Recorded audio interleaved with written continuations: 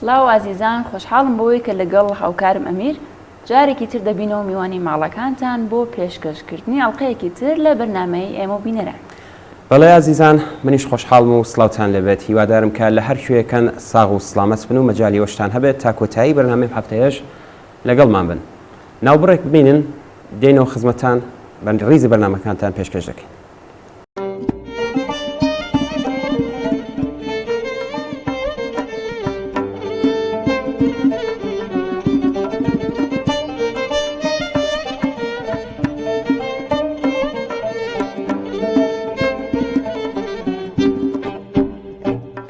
قرار ماوەم شەیدا هەمووکان داوامرە یاری چایم شیرین بێگونا لەمەهێن بێزایارە بێقەرار ماوەم شەیدا هەمووکان داوامرە یاری چایم شیرین بێگونا لەمەهێن بێزایارە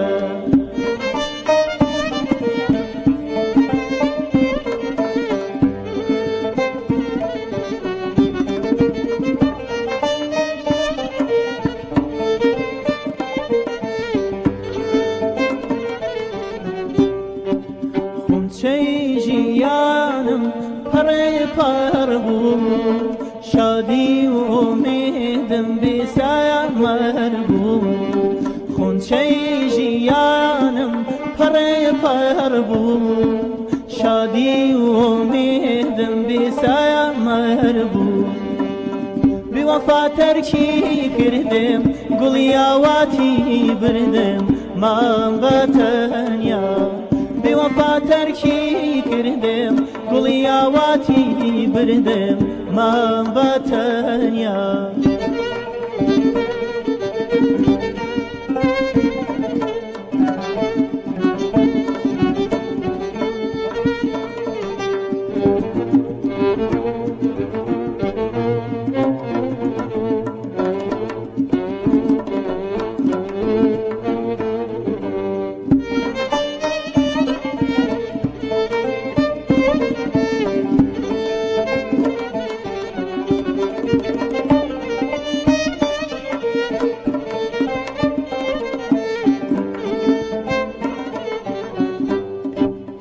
ورلام چاوستهرم بچی وای لم زیزی خسیگیانم تو بکی هر بو مازیزی ورلام چاوستهرم بچی وای لم زیزی خسیگیانم تو بکی هر بو مازیزی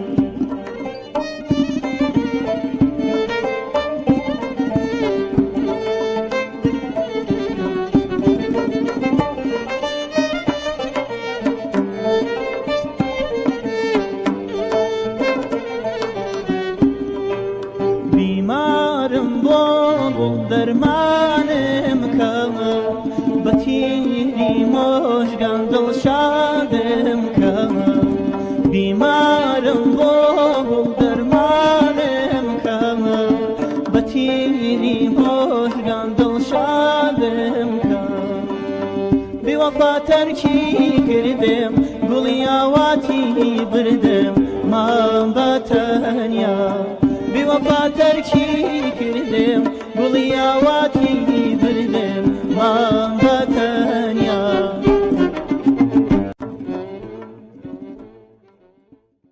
بینەرانی عزیز ئەمڕۆ یەکشەممە 16 مانگی گەلاوێژ بۆ بیرهێنەرەوەی ڕۆژێکی مێژوویی لە بزوتنەوەی شۆڕشگەرانەی کوردستانە. سەر لە ئێوارەی ڕۆژی 18 پوشپەڕی ساڵی 1984 هەتاوی هێزەکانی کۆماری ئیسلامی هەوڵیاندا یەکێک لە خەباتکارانی شاری مەهاباد بە ناوی کەماڵ ئیسفرام ناسراو بە شوانە سەید قادری دەست بەسەر بکەن و کاتێک هەوڵەکانیان بە ئاکام مایەوە شوانەیاندایە بەردەستڕێژی گولە و برینداریان کرد. جەلادانی ڕژیمی ئیسلامی ئەو لاوە بریندارەیان ئەشکەنجە کرد، کوشتیان و تەرمی شێواوی ئەویان بەو پەڕی بێڕێزیوە بە شاردا گەڕاند و دواتر ڕادستی بنەماڵەکەیان کردەوە. بەبەستی ڕژیم لەم کردەوەیە چاوترسێنکردنی خەڵک بوو، بەڵام ئاکامەکەی بە پێچەوانەی ویستی ڕژیم هەڵگەڕایەوە. دانیشتوانی شاری مەهاباد کاتێک ئاگاداری ئەم جنایەتەی هێزەکانی ڕژیم بوون بە کۆمەڵ چوونە بەردەم ماڵی ئەم لاوە خەباتکارە و هاوخەمیان لەگەڵ بنەماڵەکەی ڕاگەیاند و نەفرەت و بێزاری خۆشیان لە ڕژیمە ئیسلامی دەربڕی. بەڵێ ڕۆژەکانی 19 و 20 مانگی پوشپەر خەڵکی تێکۆشەری شاری مهابەت و بە تایبەت لاوان لە شەقامەکانی ئەو شارەدا دەستیاندایە خۆپیشاندان و بەدانی دروشم لە دژی هێزە سەرکوتگەرەکان نیشانیاندا کە هیچ جنایەتێکی ڕژیم بێوەڵام نامێنێتەوە.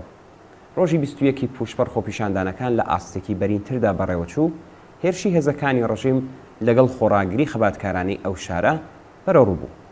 هێزەکانی ڕژیم تیار بە هەموو ئامرازێکی سەرکۆت لە زەوی و ئاسمانەوە هێرشیان کردە سەر خەڵکی تێکۆشەری شاری مهابەت.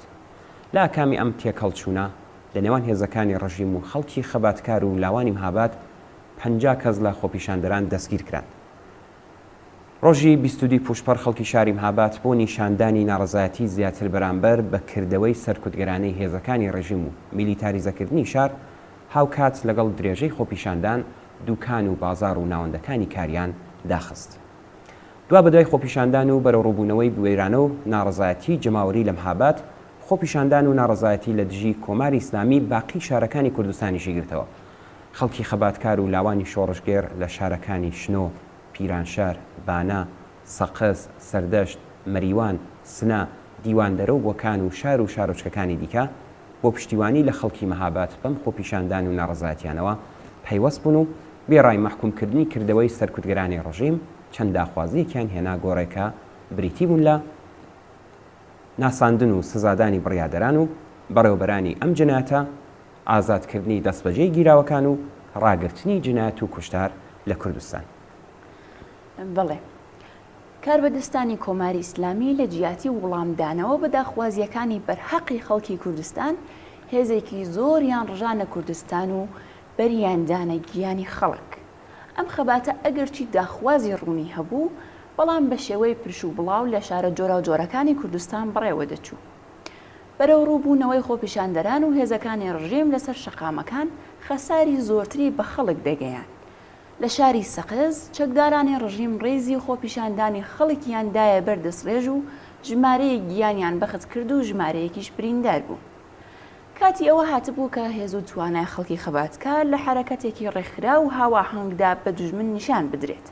کۆمەڵە ڕێکخراوی کوردستانی حیزبی کۆمۆنیستی ئێران بۆ ئەم مەبەستە ڕۆژی 16 گەلاوێژی ساڵی 1384 وەکو ڕۆژی مانگرتنی گشتی لە کوردستان ڕاگەیاند. بانگەوازی کۆمەڵە لە ڕاگەیەندراوێکدا کە ڕۆژی 11 گەلاوێژ بڵاوکرایەوە بە ئاگداری خەڵک گەیشت. لە ڕاگەیەندراوی کۆمەڵەدا وێڕای ئاماژەیەکی کورد بە چەند هەفتە بەرانبەرێکی پڕاوپڕ و بوێرانەی خەڵکی کوردستان لە بەرانبەر هێزە سەرکوتگەرەکانی کۆماری ئیسلامیدا داخوازیەکانی خەڵک بەم جۆرە دەستنیشان کرابوون. یەک ناساندن و سزادانی بڕیادەران و بەڕێوبەرانی جنایەتەکان لە مەهاباد و باقی شارەکانی کوردستان، دووهەم ئازادکردنی دەستبەجێ و بێشەرت و مەرجی گیراوەکان، سێهەم ئاساییکردنەوەی بارودۆخی شارەکان و گەڕاندنەوەی ئەو هێزانەی کە هێنرابوون بۆ کوردستان، و چوارەم بەڕەسمی ناسینی مافی خەڵک بۆ خۆپیشاندان و دەربڕینی ناڕەزایەتی لە پێناو وەدی هاتنی ئەم داخوازیانە. بەڵێ دوای بڵاوبوونەوەی بانگەوازی کۆمەڵە کرێکارانی پێشڕەوە و لاوانی و پێشڕەوانی بزوتنەوە کۆمەڵایەتیەکان لە شارەکان لە پێناو ئامادەکاری بۆ بە سەرکەوتن گەیاندنی مانگرتنی گشتنی کەوتنەخۆ دام و دەستگاکانی ڕژیم بۆ پێشگرتن بە بەڕێوەچوونی مانگرتن و هەوڵەکانی خۆیان دەستی پێکرد. نێرانی ئەم حەڕەکەتەش لە ناو ڕێکخراوە سیاسیەکانی کوردستاندا چی بۆیان کرا بۆ پێشگرتن بۆ سەرکەوتنی ئەم بانگەوازە دەریخیان نەکرد.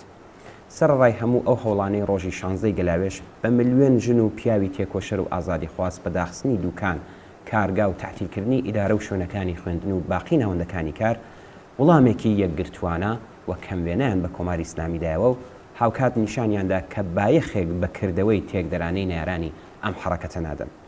خەڵکی ناڕازی لە شارەکانی مەهاباد، سەقز، بۆکان، سنا، شنۆ، پیرانشار، بانا، سەردەشت، ڕەبەت، مەریوان، کامیاران و دیواندەرە و شوێنەکانی دیکەی کوردستان بە شێوەیەکی بەربڵاو بە پێشوازی ئەم بانگەوازەوە هاتن و لە شارەکانی نەغەدە و ورمێش بەشێکی بەرچاو لە خەڵک لە مانگرتندا بەشداریان کرد. بەم جۆرە ڕۆژی 16 گەلاوێش ڕۆژی مانگرتنی شکۆدار و سەرکەوتوانە وەک ڕۆژێکی مێژووی لە خەباتی خەڵکی کوردستاندا تۆمارکرا. ئەم مانگرتنە جارێکی دیکە نیشانیدا کە سەرڕای گشت جنایەتەکان و پیلانەکانی کۆماری ئیسلامی لە کوردستان ئیرادەی خەڵک دژ بە ڕژیمی کۆماری ئیسلامی و سیاست و کردەوەکانی قایمتر و ڕیزەکانیان یەکگرتووتر و پتەوتر بووە. سەرکەوتنی ئەم مانگرتنە لە هەمان کاتدا کە ڕیشەی لە دەی خەباتی پڕ لە فیداکاری خەڵکدا بوو بە جەسارەت و خەباتی شێلگیرانە و یەک مانگەی خەباتکارانی مهابات و باقی شارەکانی کوردستان وسەڵگەر بوو.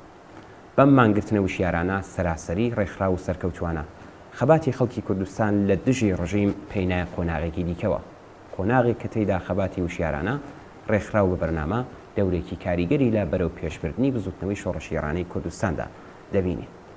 ڕژیم کە هێزی خەباتی یەکگرتوانی خەڵکی بینی ڕۆژێک دوای مانگرتن لە هەوڵێکی ڕیاکارانەدا هەیئەتێکی لا نیونەرانی مەجلیسی ئیسلامی ڕەوانەی شارەکانی کوردستان کرد تا بەناو دڵنەوایی لە خەڵک بکەن. ئەندامانیم هەیەتش بە لێدوانی بێناوەڕۆکی بەرپرسانی ڕسمی وەک ئیمام جمعە و فەرماندارانی شارەکان هێندێک نمایشیان وەڕێخست و بەکردەوە داخوازەکانی خەڵکیان پشتگوێ خست. بەڵام دەرسەکانی مانگرتنی گشتی چووە سەر ئەزمونونەکانی هێزی لە بنەهاتوی کۆمەڵانی خەڵک و بزوتنەوەی شۆڕشگیرانی کوردستانی هەنگاوێکی گەورە بەرەو پێشبرد.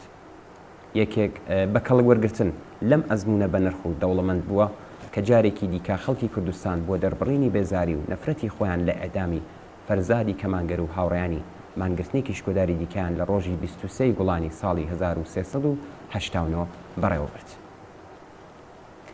حرەکەتی جەماوەری ڕۆژی 16 گەلاوێژی ساڵی 1384 یەکەم مانگرتنی گشتی و سەرتاسەری بوو کە دوای 26 ساڵ لە کوردستان بەڕێوە دەچوو. ئەم ڕۆژە چووە ناو مێژووی پڕ لە سەروەری خەباتی کۆمەڵانی خەڵکی کوردستانە. ناوبڕێک ببینن لەگەڵ هاوکارم دێنەوە خزمەتە.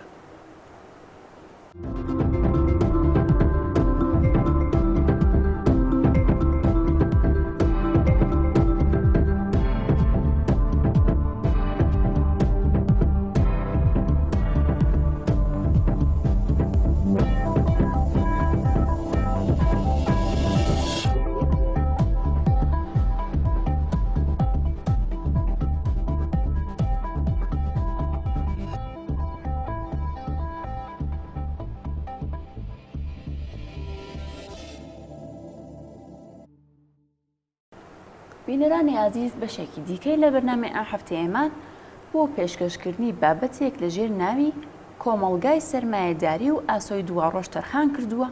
هیوادارین تا کۆتایی ئەم بەرنامەیە لەگەڵمان. با پێکەوە سەیرێکی کۆمەڵگا بکەین، با بە وردی بڕوانینە دەوروبەری خۆمان. لە هەموو شوێنێک لە شار و لە دێ دوو بەشی سەرەکی دەبینین. لەلایەکەوە دەوڵەمەندان و خاوەن پوڵ و پارەکان کە کەمینەیەکی کۆمەڵگایان پێکهێناوە بە خێر و خۆشیەکی لە ڕادە بەدەر دەژین. لەلایەکی دیکەوەش کرێکاران و زەحمەتکێشان وە بەرچاو دەکەون.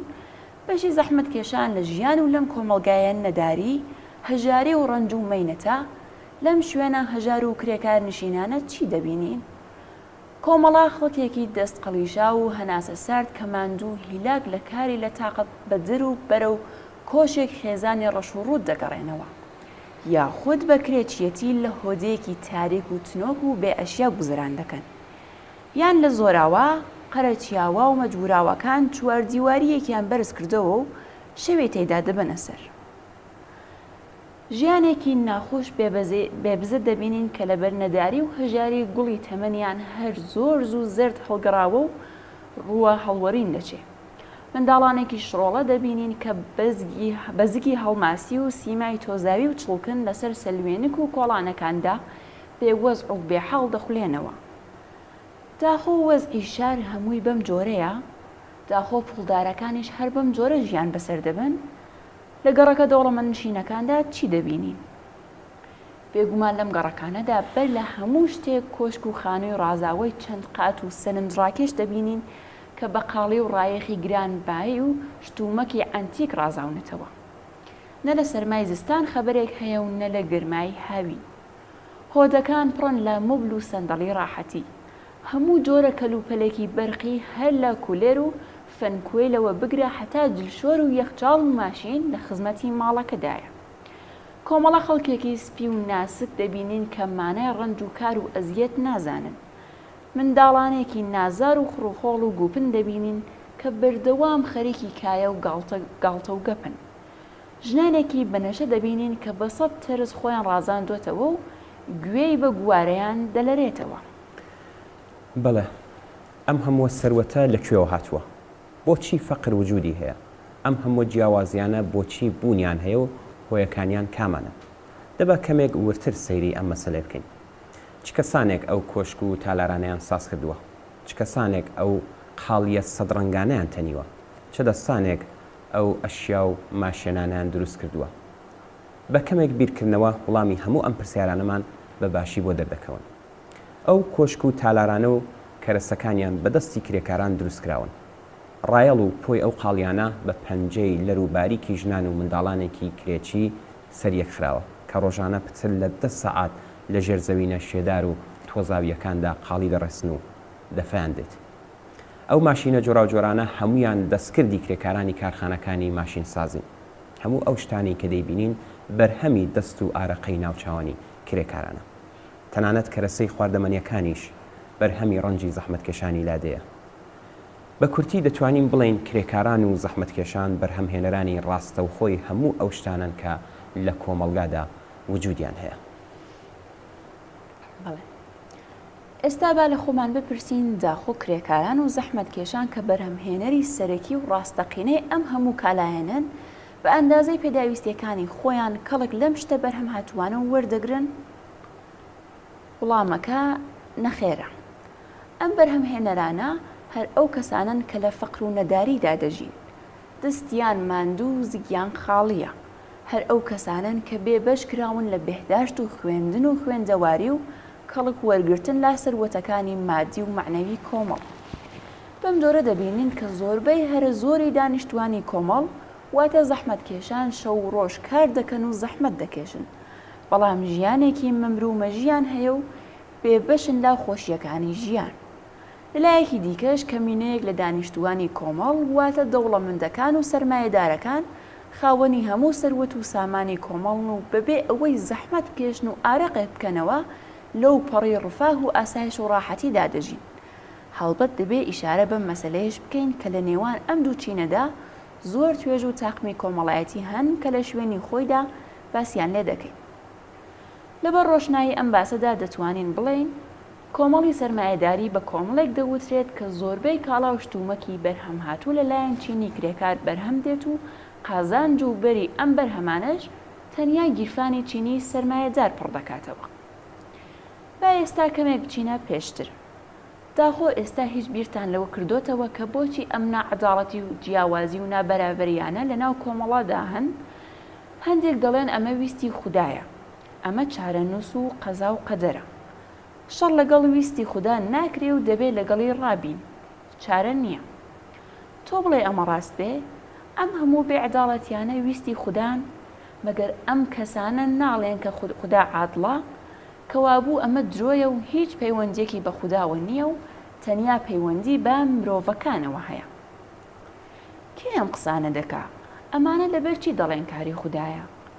ئەوەی ڕاستی بێ کەسانێک ئەم قسانە ساز دەکەن کە لەم وەرعە زۆر ڕازین و بە هیچ جۆرێک حەز ناکەن ئەم بار و دۆخە تێک بچێ. کەسانێک ئەم قسانە دادەتاشن و دەیخەنە سەرزاری خەڵکەوە کە ژیانێکی ڕاحەتیان هەیە و بەری کاری زەحمەتکێشان دەقۆزنەوە. ئەوەندەش ئەم قسانەیان دووپات کردوتەوە کە خۆشمان باوەڕمان کردووە و پێمان وایە لە ڕاستیدا ئەمە وەزعێکە کە خوددا لە چارەیدا نووسیوین. بەڵێ، هێندێکی تر دەڵێن هۆی ئەم بێعەداڵەتی و جیاوازیانە لەوەدایە کە بڕێک لە خەڵک لێهاتوو بوون و عەقڵ و ئێستعدادیان هەبووە و توانیویانە دەوڵەمەندن. ئەمەش درۆیەکی دیکەیە بۆ تەفرەدانی بێبەشانی کۆمەڵ. بە پێچەوانەی ئەم قسە لە دەوروبەری خۆماندا زۆر کەس دەبینین و دەناسین کە زۆریش گەمژە و لێنەهاتوون و دەرەقەتی هیچ کارێک نان، بەڵام سەرمایەداریش. هەڵبەت دەبێت ئەوەش بڵین کە بەشێکیان خاوەن ئێستعدادن، بەڵام ئێستعدادەکەیان تەنیا لە چوارچێوەی ڕفاندنی بەری کاری کرێکارانە. بەشێکی دیکەش هەن کە دەڵێن ئەم سەروەت و سامانە لە ئەنجامی کوێرەوەری و زەحمەت بەدەستهاتووە، بەڵام ئاخر کام زەحمەت، کام کوێرەوەری؟ زۆر کەس لەو سەرمایەدارانە لە تەواوی ژیانیاندا دەستیان بۆ ڕەش و سپی نەبردووە. مەگەر نابینین کە کوڕە سەرمایه‌دار بێ ئەوەی تاڵاوێکی چێشت بێت کە گەورە بوو دەبێتە سەرمایه‌دار. لێرەدا جێی خۆیەتی ئەم مەسلەیەش بخەینە ڕووکە مەبەستی ئێمە باسکردنی ڕەوەندە قاعیدە و شتیەکانە. کارمان بەسەر ئیستسنا و شتی هەڵکەوت نییە، چونکە لە بواری لێکۆڵینەوەی زانستیدا هیچ جێگا و بایەخێکی پێنادرێ. ڕەنگە چەند کەس لە کۆمەڵێکی پانوبەرین بە زەحمەت سەرمایەکیان پێکەوە نابێت، بەڵام ئەمە بۆ ئەوە نابێت کە لە لێکۆڵینەوەکانی زانستیدا پشتی پێ ببەستین. ئەوەی کە ئێمە بە گشتی دەیبینین ئەوەیە کە کوڕی کرێکار هەر دەبێتە زەحمەتکێش و کرێکار، کوڕی سەرمایه‌داریش دەبێتە سەرمایه‌داری نەسلی تازە. دەستەیەکی دیکەش هەن کە دەیانەوێت ئەم بیر و چەوتە بڵاو بکەنەوە کە گۆیە هۆی هەژاری و بێبەشی کرێکاران نەخوێندەواری و لێنەهاتووی خۆیانە. ئەمەش قسەیەکی بێناوەڕۆک و هیچ و پوشە. ئەگەر ڕادەی نەخوێندەواری لە ناو کرێکاران و منداڵەکانیاندا زۆرترە، ئەمە بەو مانایە کە کرێکاران توانایی خوێندنیان نییە، بەڵکو تاوانی سەرمایه‌داریە کە بوار و ئیمکانی خوێندنیان پێنادا. کرێکاران دەرەقەتی خەرجی خوێندن نایەن. زۆربەی منداڵانی کرێکار کە دەگەنە تەمەین 10 ساڵ بە ناچاری مەدرسە و خوێندن بەجێ دێڵن و دەکەونە بازاری کار، یان دەبێت جێگای باوکی لە کارکەوتویان بگرنەوە یان ببنە کۆمەک خەرجێک بۆ کۆمەکی ناوماڵ. بەڵام بە پێچەوانەوە کوڕە دەوڵەمەند دەرگای هەموو جۆرە ئیمکاناتێکی بۆ خراوەتە سەر. هیچ کەم و کەسرێکی نییە و تەنانەت مامۆستای تایبەتیشی هەیە و ئەگەر بە توانای خۆشی هەبێ بە پارە مەدرەکی بۆ دەکڕن. ئاماژەمان پێکرد کە بە کورتی تێکڕای ئەم دەلیل و بەڵگانە بۆ ئەوەیە کرێکاری پێفری بدن، ناومێدی بکەن و لە کۆتاییدا دەمکوتی بکەن، هەتا ببێت لام و حوم بتر کار بکە و زیاتر ئارق بڕێژێ و باشتر گیرفانی سەرمایه‌دار پڕ بکە. بۆ ئەوەیە بە کرێکار بسەلمێنن بیر لە هیچ شتێک نەکاتەوە، چونکە چارەنووسەکەی تەبیعی و لە گۆڕان نەهاتووە و بۆ ئەوەیە دەنگی ناڕەزایەتی کرێکاران بەرز نەبێتەوە بۆ چاکترکردنی هەلومەرجی ژیانی خۆیان تێنەکۆژن. بەڵام ئاشکرایە هەموو ئەم ئاسمان و ڕیسمانکردنە و هەموو ئەم فەلسەفە بافیانەی سەرمایه‌داری هیچ دادێک نادا و ناتوانێت بۆ هەمیشە کرێکاری پێفری بدا. هەلومەرجی سەختی ژیان کرێکار ناچار دەکات دەست بداتە بربەرەکانێ و خەبات. لە هەر دەرفەتێک بۆ دەربڕینی ناڕەزایەتی کەڵک وەردەگرێ، بۆ نمونە مادەگرێ. کاتێک مانگرتن دەست پێ دەکات، سەرمایه‌دارەکان و خاوەنکارەکان خێرا دەستە و داوێنی هێزەکانی پۆلیس دەبن و هەوڵ دەدەن بە هەڕەشە و گوڕەشە تووڕێی و زۆرداریکردنی کرێکاران ناچار بکەن بگەڕێنەوە سەر کاروباری خۆیان و چۆکیان پێدا بن. ڕاستی بیرتان لەوە کردوتەوە کە بۆچی هێزەکانی پۆلیس بە قازانجی سەرمایه‌دارەکان دێنە مەیدان؟ داخۆ ئێوە لە شوێنێک بیستوتانە تەنانەت بۆ جارێکیش هێزەکانی پۆلیس بە قازانجی کرێکاران لە دژی سەرمایه‌داران هاتبێنتە مەیدان؟ هۆی ئەم کارە چییە؟ مەگەر دەوڵەت ئیدعا ناکات کە ئەرکی هێزەکانی پۆلیس پاراستنی ئەمنیەتی خەڵک و مبارەزە لەگەڵ قاچاقچی و دز و جەردە و چەقۆکێشەکانە؟ ئەی بۆچی خۆ لە کارێک وەردەدەن کە هیچ پەیوەندیەکی بەسەر قاچاقچیەتی و دزی و ئەم جۆرە کارانەوە نییە؟ بۆچی لە ناکۆکی نێوان سەرمایه‌داران و کرێکاراندا دخاڵەت دەکەن و پشتی سەرمایه‌دارەکانیش دەگرن؟ لەوانەیە بڵێن پۆلیسەکان بۆیە دخاڵەت دەکەن کە مانگرتن شتێکی غیرەقانونیە، بەڵام ئەم وڵامەش خۆی پرسیارێکی تازەتر دێنێتە گۆڕی. ئەوەیش ئەوەیە کە بۆچی مانگرتن غیرەقانونیە؟ بۆچی دەوڵەت ئەو قانونە هێندێک قانونی دژی کرێکاری بە قازانجی بەرژەوەندی سەرمایه‌داران پەسەند کردووە؟ ئەسڵەن ئەو کەسانێک کە ئەم قانونە دەهێنە گۆڕێ کێن؟ ئەوەی کە ئاشکرایە نە کرێکاران و نە زەحمەتکێش و نە هیچ پەیوەندیەکیان بەمانەوەن هەیە. دەوڵەت جڵەوی فەرمانڕەوایی و دەسەڵات بەدەستی سەرمایه‌دارەکانەوەیە. لە تەواوی دەمار و شارگەکانی دەوڵەت خوێنی سەرمایه‌داری لە گەردایە، هەر یاسا و قانونێکیش کە پەسەند دەکرێت لە پێناوی پاراستنی قازانج و بەرژەوەندی چینی باڵا دەستە. ئێستا با لە باسەکەی خۆمان زۆر دوور نەکەوینەوە. دەمانویست بزانین هۆکانی ئەم نابەرابەریە کۆمەڵایەتیانە چین. دیتمان کە قەزا و قەدەر و دەستی خوددا لە گۆڕەدانیە و هیچ پەیوەندیەکی بە لێهاتووی و ئستعداد و ماندووبوونی سەرمایه‌داریشەوە نییە. کەوابوو هۆیەکانی کامانن؟ داخوا دەکرێت ئەم جیاوازیانە لە نێوبەرین؟ ئایا دەکرێت کۆمەڵێک ساز بکەین کە هەر کەس تێیدا کار بکە ئاسایش و ڕاحەتیشی هەبێ؟ زۆرداری نەمێنێ، گەندەڵی و لەشفرۆشی بن بەر بکرێت؟ ئەگەر ئیمکانی هەیە چۆن ئاڵوگۆڕ پێک دێت؟ چۆن کۆمەڵگایەکی دیکە دروست دەکرێت. ئەم پرسیارانە زۆر گرنگن. ئێمە بە پێچەوانەی بۆ چوون و ڕای هێندێک ئینسانی ناتێگەیشت و بە ڕاشکایی و دڵنیاییەوە دەڵێن بەڵێ ئیمکانی پێکهێنانی ئاڵوگۆڕی قوڵی کۆمەڵایەتی هەیە. پێکهێنانی ئەم ئاڵوگۆڕە کارێکی سەخت و دژوارە، بەڵام دەکرێت و دوور لە توانا و دەسەڵات نییە. مەرجی سەرکەوتووی یان ناسەرکەوتووی هەر شۆڕشێکی قوڵی کۆمەڵایەتی گرێدراوە بە ڕادەی بەشداری ڕاستەوخۆی چینی کرێکار و یەکپارچەیی و شێلگیری ئەم هێزەوە. بۆ ئەم کارەش دەبێت چینی کرێکار هەرچی زیاتر و زۆرتر ڕادەی تێگەیشتووی و ناسینی خۆی لە کۆمەڵ و قانونمەندیەکانی کۆمەڵناستی زانستی بباتە سەر. دەبێت میکانیزمی پەیوەندیەکانی کۆمەڵ دەوروبەری خۆمان کە سەرمایەدارە بناسین، هەتا بەباشی ئەو کۆمەڵی کە ڕقمان لێتی و دەمانەوێت بیرروخێنین نەناسین ناتوانین کۆمەڵی دڵخوازی خۆمان بنیات بنین.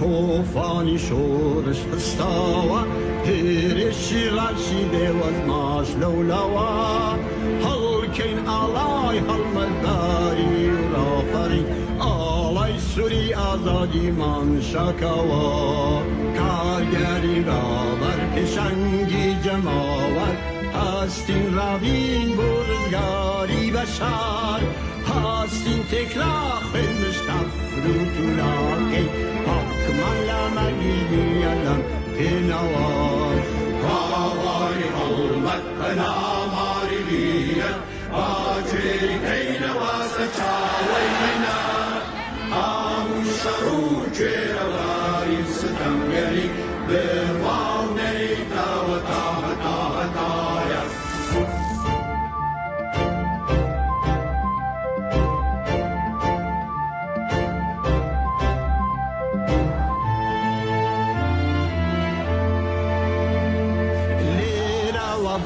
دەکەینە تا شیکاگۆ هەندەینە دەنگی یەکسر کارگەران بەکۆ با هیچ دیوارێ بەرمەم دەنگە ناگری چەوە و ڕەنگ و پێشمنجیانە خالەکۆ بۆ دنیای بێبرسی و بێمەترسی ڕابینەی کۆمەڵانی دیر و چەوسەوە هەستین تێکرا خوێنمش تەفروت و ناکەی پاکمان لە مەرگیریەدەم پێنەوە هاواری هەڵمەت بەلاماری بیرەت باجێری کەینەوە سەرچاوەی مەینە هەموو شەو و گوێرەواری ستەمگەری بڕواو نەیتەوە تا هەتایە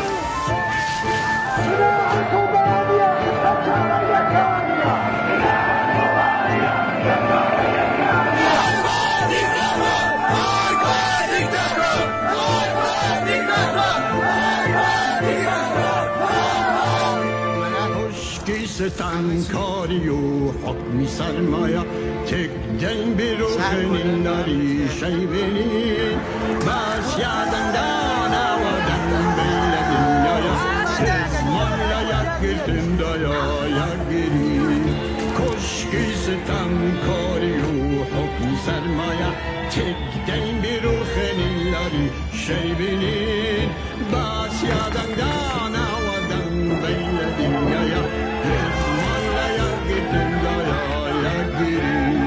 هاواری هەڵمەت بەلاماری بیرەت باجێری کەینەوە سەرچاوەی مەینە هەموو شەڕ و گوێرەواری ستەمگەری بڕواو نەیتەوە تا هەتایە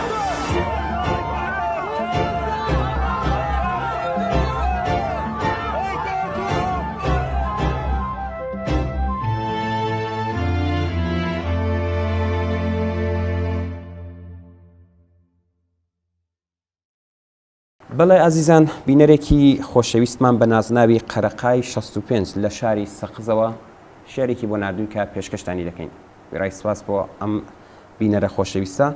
شێرەکەی لەژێر ناوی بۆ کاک فوادە. بۆ کاک فواد ئەگەر هەتاو نەبووی زەردەبەیان بووی، ئەگەر مانگ نەبووی تروسکەی شەو بووی، ئەگەر دەریا نەبووی ڕووبار بووی، ئەگەر ئاگر نەبووی ژی لەمۆ بووی، ئەگەر باران نەبووی دڵۆپی زەمزەم بووی، ئەگەر بەفر نەبووی هەرەس بووی، ئەگەر کێو نەبووی خەت بە باڵای بووی، ئەگەر دار نەبووی سێبەری بووی، ئەگەر گوڵ نەبووی بۆنی خۆشی بووی، ئەگەر بوومە لەرزە نەبووی هەژێنەر بووی. دەڕاستە ڕاچەڵە گوێ بگرە لەگەڵ تۆمە، هەڤاڵ گەورم ڕابەر لە یادم چوو، لە یادم چوو تۆ زەوی بوویت و ئاسمان لالۆ، ئینجا هەتاو مانگ دەریا و ئاگر، بەفر و باران کێو و دار و گوڵ. ڕەشتی و جامانەکەی کڵاوی سەری ئەستێرەی سووری چێگوارە بوو. دووبارە سپاس بۆ ئەو بینەرە خۆشەویستەمان کە بە ناسناوی قەرەقای 65 لە شاری سەقزەوە ئەم شێرە جوانەی نردووە. دووادارم کە بەدڵتان بێت و جارێکی تر دەست و پەنجەیەوەش خۆش بێت. ناوبڕێک ببینین دێینەوە خزمەتتان.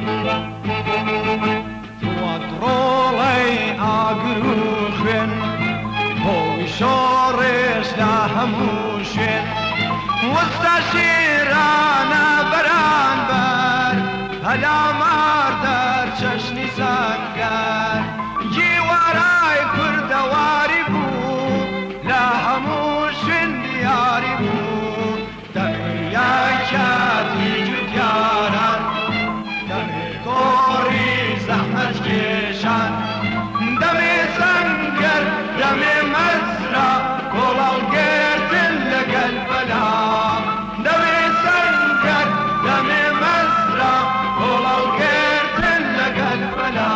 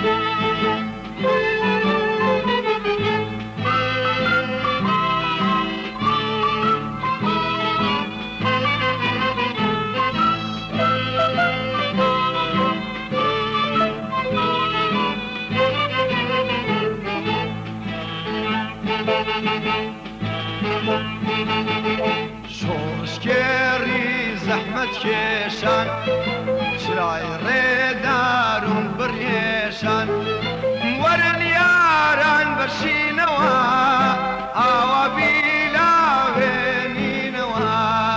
کاک فوادەی شەهیدی ژیر شۆڕشگێڕی ئاکوبەی گیر دەمێ یاکاتی جوتیاران دەمێ کۆڕی زەحمەت کێشان دەمێ سەنگەر دەمێ مەزرا کۆڵاوگرتن لەگەل فەنا دەمێ سەنگەر دەمێ مەزرا کۆڵاوگرتن لەگەل فەنا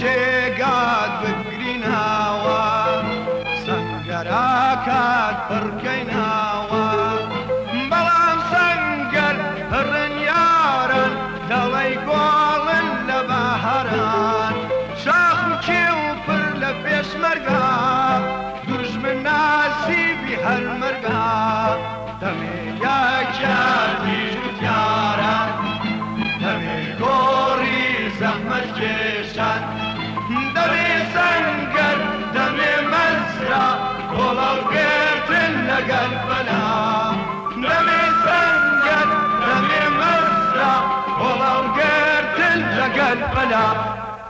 زۆر بەداخەوە ئاگادار بووینەوە ئێوارەی ڕۆژی جومعە چواردەی مانگی گەلاوێژی 1401 هەتاوی دایە مریەم ڕەحمانی دایکی کاک خالید مەجیدی و هاوڕێی گیان بەختکردووی کۆمەڵا عەبدوڵڵا مەجیدی لە شاری بانە ماڵاوایی لە ژیان کرد. دایە مریەم کەسایەتێکی ناسرا و خۆشەویست و مێهرەبان و جێگەی متمانەی خەڵکی شاری بانە بوو.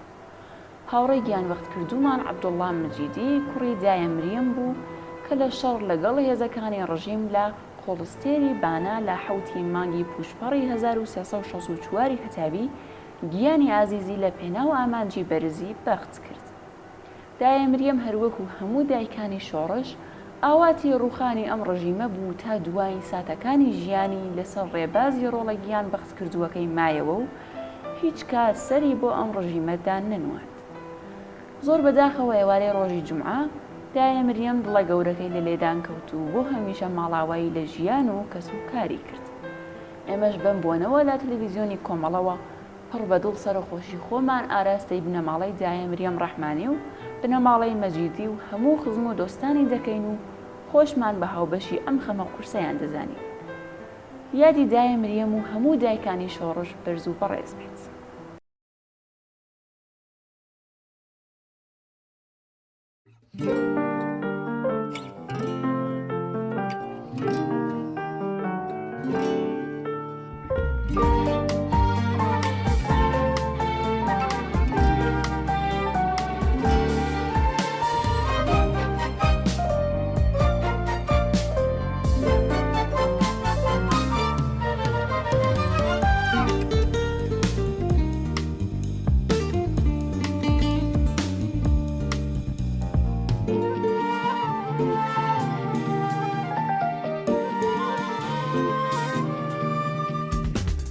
باڵندەکەی خەیاڵی من ئەنیشێتە و لای ماڵەکەت ئەکا سەیری حەوشە و بەن و ڕوخسارە پڕ خەیاڵەکەت ئێوارەی لای زەردا پەڕە و بیری ساڵانی ڕابردوو ئەخزێتە دڵتەڕێ ئەکا چاو ترس لە ڕەنجێکی بابردوو ئەخزێتە دڵتەڕێ ئەکا چاو ترس لە ڕەنجێکی بابردوو.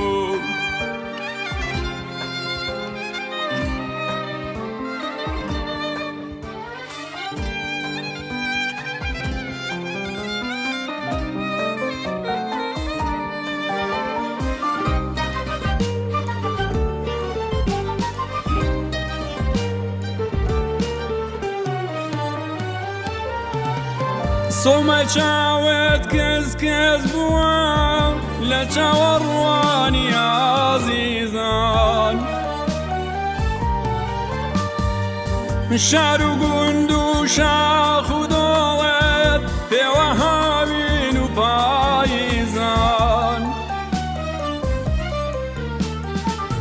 خۆڕاگر بووی ساتێ وتیان شەهید بووگە سالارەکات دڵ و گیانم بێ بە ساقەی گۆنا سوورە ڕنیاگەکات دڵ و گیانم بێ بە ساقەی گۆنا سوورە ڕنیاگەکات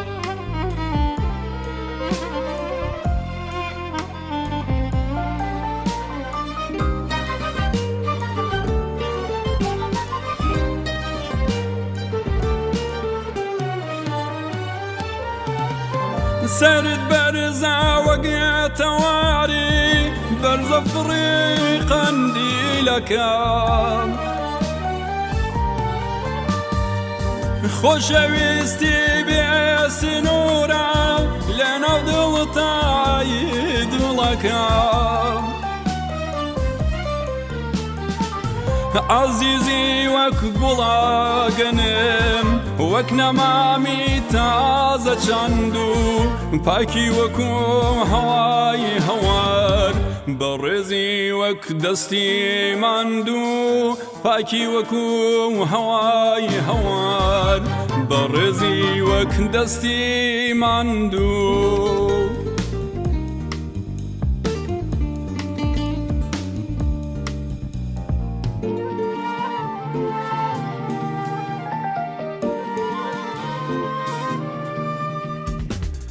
ئەوخۆکەی بێ ئەو بەهارە کە نیشتمان ئازادە بێ ئاواتی دایکان بێتە دی بڵێم دایە لێت موژدە بێ ڕێبوارانی ڕێی ئازادی دەستە دەستە گەڕانەوە مەچکەی چاوی ئەزیەی زانت کە چووی بەرە و پیریانەوە مەچکەی چاوی ئازیەی زانت کە چووی بەرە و پیریانەوە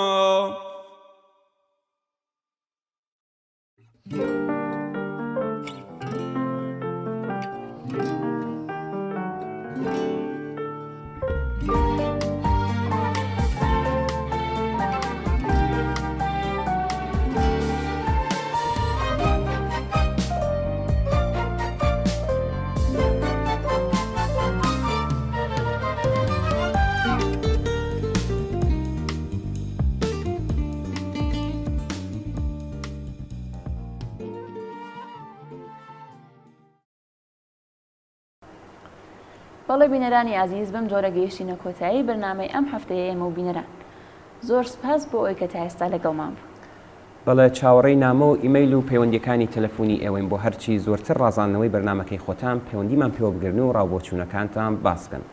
هەر شاد و بەختەوەر بن و ماڵاوە.